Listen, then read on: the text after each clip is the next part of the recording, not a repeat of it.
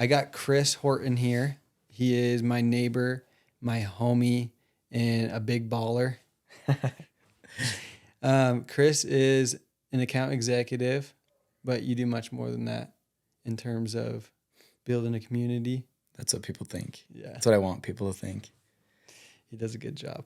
But Chris, did I leave anything out of your intro? Add something to it. I mean, I guess the thing that we probably relate on the most is real estate. I'm not as involved as Tanner is, but I love real estate. We've got 5 doors that we rent out, and keeps us busy for the most part. And honestly, that's what I think we'll like retire off of, like the tech sales and community and that sort of thing is good income, good active income, but the passive income and the retirement, I think, is going to come almost 100% from real estate.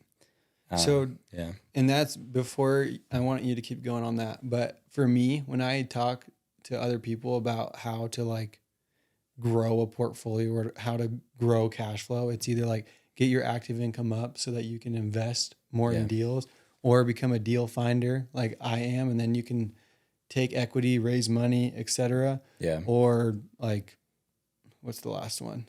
Freaking.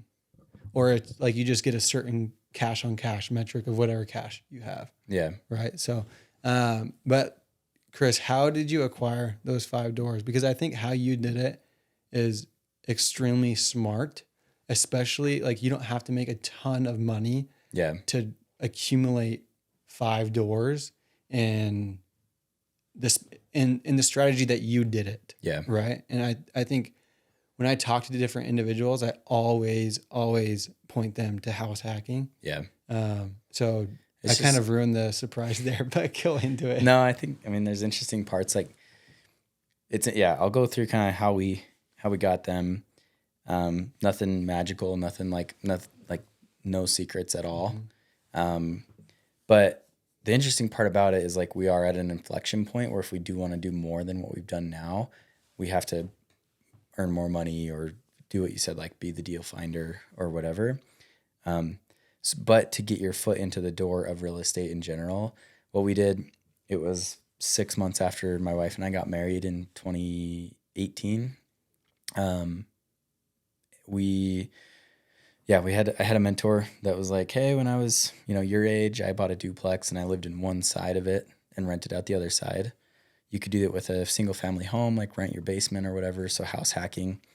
And I was like, yeah, it's always been, interesting and cool. And I'd love to do that. But can people like me do that? You know what I mean? And he was like, yeah, like you're going to want to buy a house eventually anyways, right? Mm-hmm. I was like, yeah. What's your budget, whatever it is. So we ended up finding a duplex for $350K, which was like what we would have bought a house for anyways, like a decent house in Utah at the time. Bought the duplex. We actually did a 0 down loan on it. So Utah Housing had this 0 down incentive. Kind of weird. Like looking back, it was a little maybe sketchy. Or just I don't think so. I mean, that loan is still out there. A lot of people utilize it. For the average like home buyer, it's like it was a little bit on the edge of, it definitely wasn't conventional type for wisdom. Sure. Yeah. But anyway, 0 down loan, and we just used all the cash that we were going to put down on the house to remodel it. So we actually moved out of it for like 4 months into my grandparents' house and like down to the studs, remodeled the whole thing. And because of that, the equity shot up. We refinanced out of that 0 down loan and into just a conventional, like a 3.8% loan or something, 3.75 or something like that. And that's the loan we have today. So did you pull cash out of that when you did the refinance, or did you leave all? We didn't, no. Okay. We kept cash in it. We lived in it for another like 3 years. And then when it came time to move, we wanted to move somewhere with 2 units again. Luckily, because of like active income, we didn't have to pull cash out of it. Like we had enough cash to do another down payment, bought a newer home with 2 units, rented out the basement, kept that first duplex, rented out the basement, lived upstairs. So then we had 3. Again, when it came time to move again, I had been working. saved cash, moved to the next house where we're at now. Also has a basement that we rented out both units in both of those other ones to make the 5. I love it. So now we're at a point where it's like, okay, where do we, like, we're going to probably, we don't really want to move out of this house right now. Like we need more capital. We need to be creative. Like, do we need to pull money out of some of those previous properties to go and, put it in other places? For sure. And what I'll say, well, before I dive into that, how much of the work did you do yourself? We did all the demo ourselves. It was kind of fun. We would invite like brother-in-laws and stuff, sledgehammer, all that. It did suck sometimes though, like I won't lie. But did most of the demo. And then we hired out. I mean, we did like $25K worth of hired work, which like at the time was like our money went way further than it does today. But at the time it was like, oh, this is a lot of money. But it was nice to get that headache out of our world and put it on someone else's shoulders and then just move back into a brand new house. Yeah. So 100%. Because I think that's a lot of times people think they can't fit that house hack method or the value add method because they don't do work themselves. Like my wife is more handy than me. Like you probably know that, Chris. Like if I have some issues with my house, I'm calling Chris. Like I can't do anything handy. But so that shouldn't be an excuse not to get into these deals because you hired out most of it. You think sweat equity has to be like you pounding the nails, but I like sweat equity, in my opinion, could be you just taking the risk of hiring a contractor. 100%. And your money. We talk about this a lot, but like you spend $1,000 on a home improvement, and that's going to be worth $2,000 when you sell it or rent it or whatever. Yeah. So like there's an ROI behind what you do if you do it right. Yeah. And then on the other side of that is like, how much is your time worth?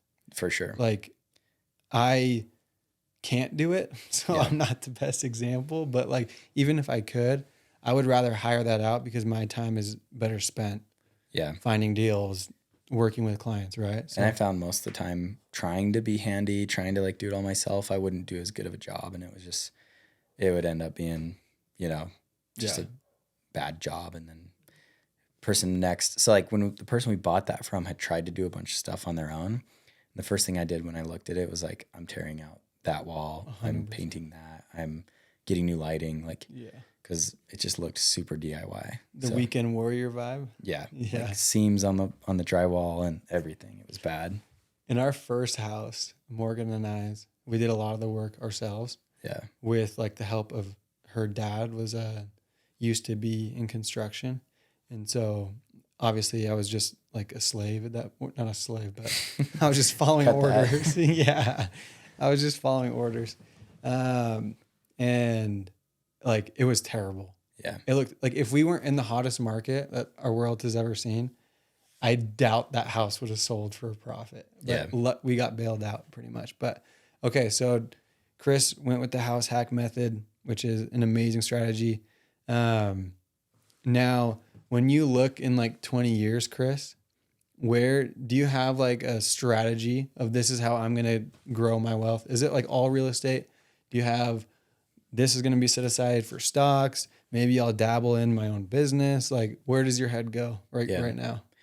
Yeah. I don't think stocks, like if you're into them, then great. I'm not, I have investments in stocks, but I just don't really see it being like, it's like a 12% yearly. Mm-hmm. And if I get 12%, I'm stoked, right? Yeah. 100%. Whereas real estate has been like 40% yearly. So, I definitely want to grow. Like I need to be more creative now that we're at kind of that limit where we can't keep house hacking. I need to be more creative with real estate. And that is how I want to, at the end of the day, build more wealth. I think one of the beauties of like technology and the flexibility that we have from like Zoom and the way people work nowadays is like you can have so many things going on at the same time. Like you can have a community, a podcast, a 9-to-5 job, a, passive, whatever it might be. And so when I look at building wealth over the next 20 years, I do want to like kill it at my job. Like I do like my job and I don't want to be doing it in 20 years, but I do want to kill it while I'm here and make good money doing it. But I know that like entrepreneurship in some form, whatever it might be, like I don't think it'll be, hey, go start like a landscaping business. But I have some cool opportunities I have a Utah sales meetup community. Mm-hmm. So that Utah sales community could be a cool thing that like maybe in 5 years, 10 years, I spin up into some sort of a business. It's could bring other opportunities, around it with it. But I think traditionally we think of like being an entrepreneur as like, oh, you're going to go like open a laundromat or whatever. Start a cookie store. Yeah. Mm-hmm. But I think the way that like,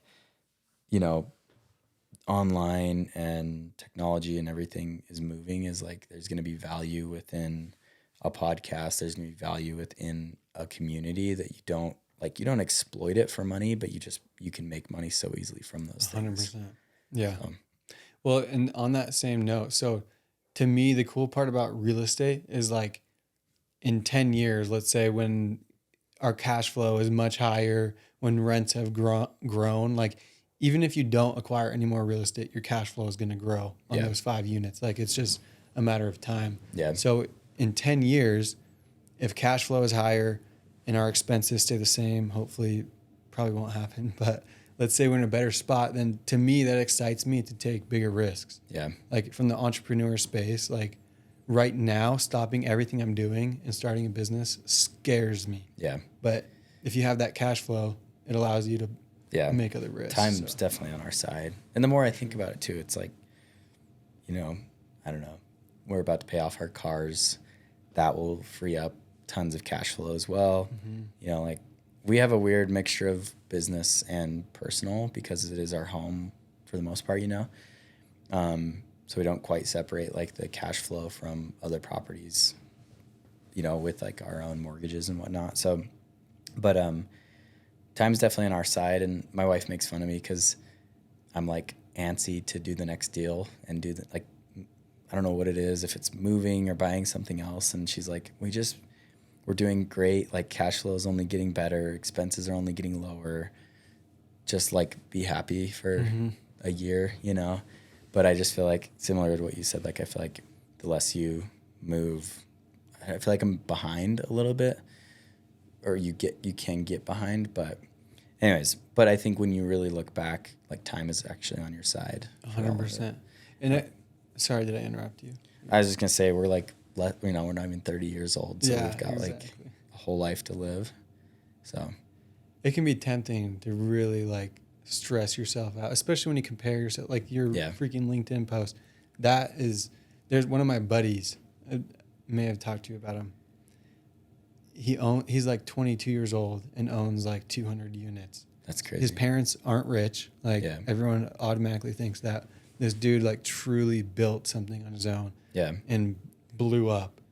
And I was around him when he first got started, and now it's like, what did I do differently? I know. Like this guy's killing it. But on that same note, I'm going to go back to the house hack method because I think our market today is completely different. We're like, if we moved out of our houses now, it would not pan out as an asset. It would be more of a liability because rents are not going to cover our mortgage. Right Chris now. Crone, is it Crone or Cone? There's that. I don't know. The Chris YouTube Crone, dude. Yeah. The morning routine guy. The Mind guy. Palace guy. He always has this video that's just like, it's so simple. You buy one house, you rent out the basement, that covers the mortgage. But like you said, like you buy a $4,000 a month house right now, you can't rent it for $4,000. Like you can't rent the basement to cover your mortgage. It'll cover some of it, which is great. Yeah, great. But the market's super different now.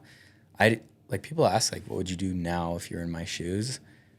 Like I would still try to do the same thing that I did, but I don't know, like what it would be like to have no assets right now. But I do think there's like tons of value in just doing something. Yeah. You know what I mean? Well, and to me, right, house hacking is still a major benefit today. It just works a little different than it did a few years ago.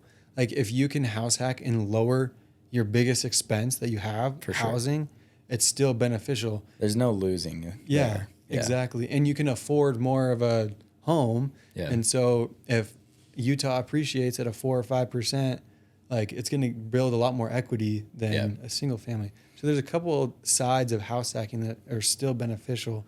Whereas before you could like rinse and repeat every year and a half, and just you're chilling.